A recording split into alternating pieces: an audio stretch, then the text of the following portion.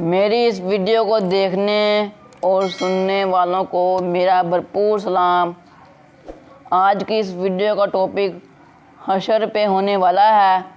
حشر کیا چیز ہے، اس ویڈیو میں آپ کو تفصیل سے بتانے جا رہا ہوں۔ ویڈیو کو سٹارٹ کرنے سے پہلے میں آپ کو اپنا چھوٹا سا تعارف دیتا جاؤں۔ میرا نام اسجد علی ہے۔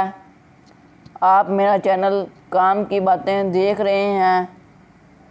میں اس چینل پر ڈیلی بیسس پہ انفارمیٹیو اسلامک ویڈیوز اپلوڈ کرتا رہتا ہوں۔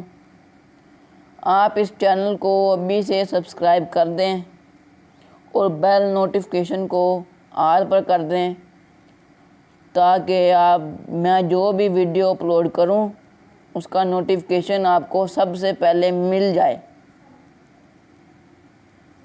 ویڈیو کو سٹارٹ کرتے ہیں۔ سب بسم اللہ الرحمن الرحیم پڑھ لیں۔ چلو سٹارٹ کرتے ہیں ویڈیو کو۔ حشر اس مادہ کے بنیادی معنی اکٹھا کرنے کے ہیں۔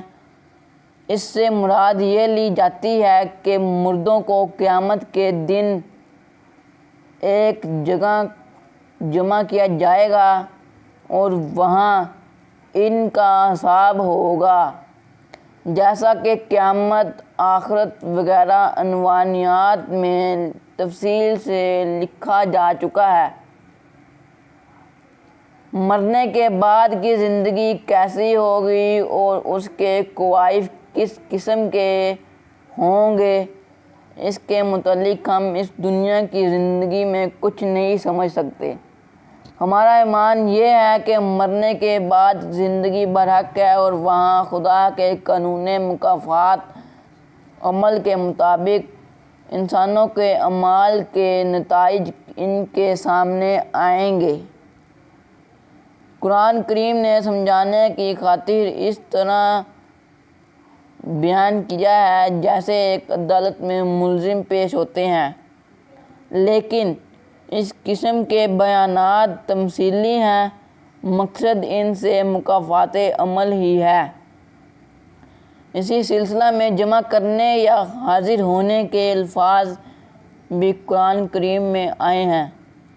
یہ آیات عنوان زیر نظر کی تابع لکھی جا چکی ہے۔ بعض مقامات پر اس لفظ حشر کے معنی مرنے کے بعد زندہ کرنے یا اٹھانے کے بھی آئے ہیں۔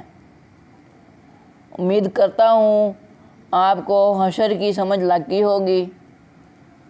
ہم جو بھی اعمال اس دنیا میں کریں گے اس کا حساب ہمیں قیامت کے دن دینا ہوگا۔